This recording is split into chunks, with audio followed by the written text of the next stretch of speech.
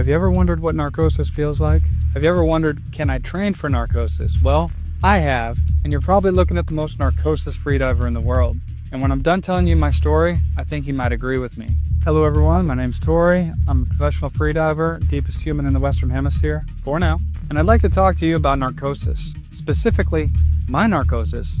Imagine this. You go to 120 meters, diving down. That's almost 400 feet. And the last thing you remember is the bottom turn. You don't remember the entire way up. In fact, the first thing you remember is 50 seconds after surfacing, high-fiving somebody.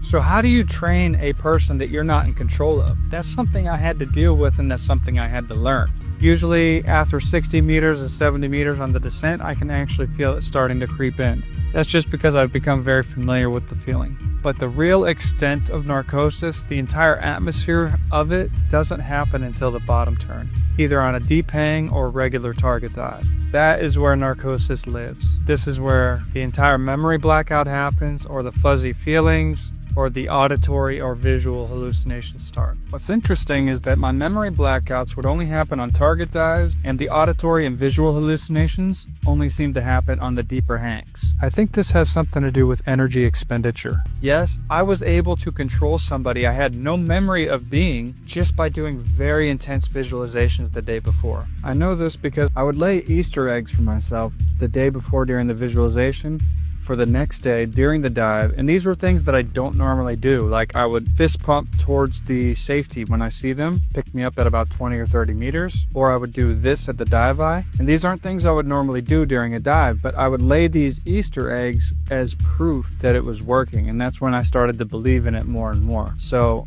if I wasn't normally doing these things, but then the next day I see on video or somebody's telling me I did them, I was like a proud father almost. Like I couldn't believe it was working. Click on the link below if you want to see the full video.